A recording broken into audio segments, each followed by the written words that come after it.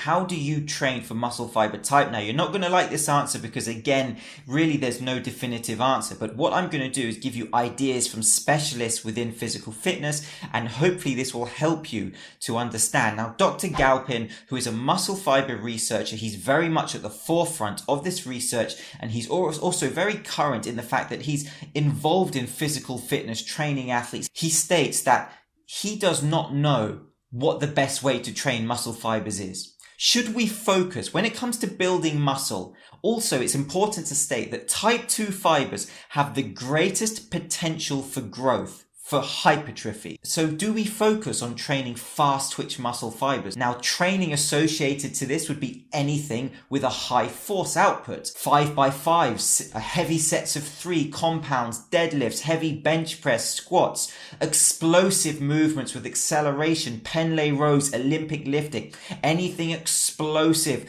or heavy with a lot of force generation, that's going to really dig into the type 2 muscle fibers. And the Henneman principle, which I talked about in previous videos, well explains this, that the greater amount of force that you ask your body to produce, the more that your body is going to dig deeper into the muscle and recruit and activate the type 2X muscle fibers. Or do we focus on type 1 fibers, which essentially they're more fatigue resistant, so they will be attributed to higher volume lifting, higher volume, more sets, more reps, more time under tension? Or is there a mixture of both? Do we focus on training these explosive heavy movements and the more volume type training? Now, my personal opinion is to train both muscle fibers and have a macro cycle where you're constantly periodizing. Most certainly having a mixture of supramaximal partial reps or maximal heavy compound lifts, and all the way down the spectrum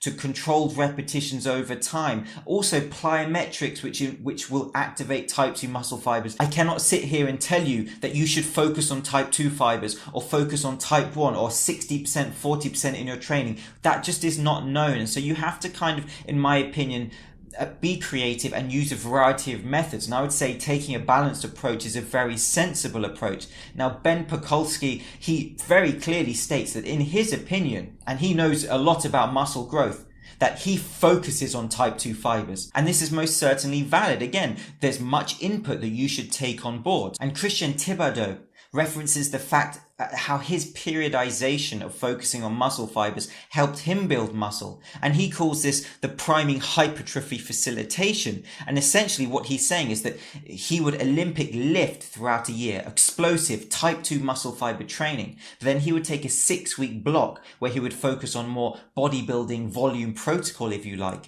working more of the muscle. And he said that he gained incredible muscle growth by using this technique. And so again, what all of this is saying to you is that changing up your training is absolutely vital. Change equals adaptation. And Christian Thibodeau, who focused on Olympic lifting, explosive fast movements, by then having a mesocycle of controlled repetitions, volume training, time under tension, repeated contractions, he was able to build significant muscle. So this idea of specificity is very important. How your training is specific to many things. It will be specific to your sport and your goals, but also it's specific to your muscle fibers. The more that you're going to be working on those type 2 fibers, the more you're going to create the potential for hybrid fibers to transfer to becoming pure type 2 fibers. And so now knowing that, and you can think about people who say this is the best way to train. I still get comments about how variation does not matter.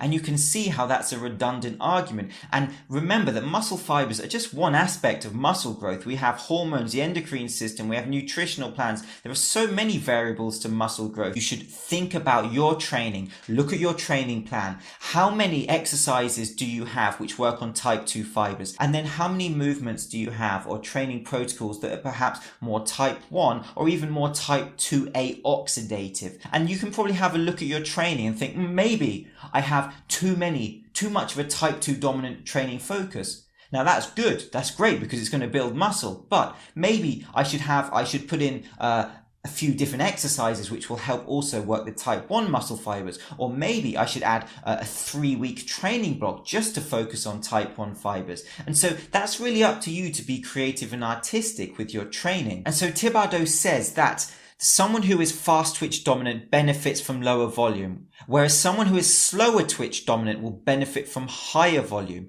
But also he says that reps and sets are inversely proportional. And so the lower amount of reps you have, the higher amount of sets you will have. But I made a video previously talking about intensity, and there was some confusion because I did reference this table by Thibodeau. For 10 reps, he suggests these intensities depending on your muscle fiber type. Now, somebody who was type 2 dominant had a lower intensity, 64% of their 1 rep max, than someone that was type 1 dominant. Well, why is that? Because 10 reps are considered quite a high rep range for certain exercises. And so if you're type 2 dominant, you would need to use a lighter weight to over those 10 reps because your muscle fibers will fatigue faster.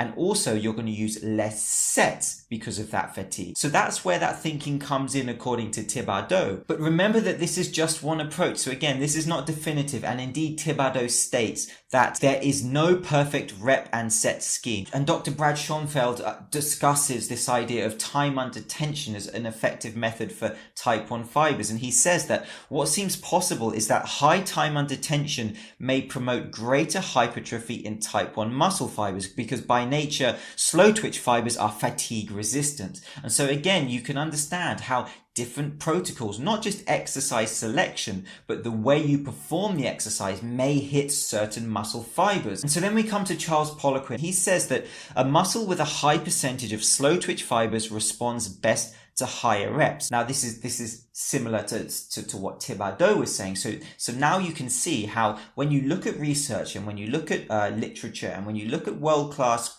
historical figures in fitness, you can look at the commonalities in their information.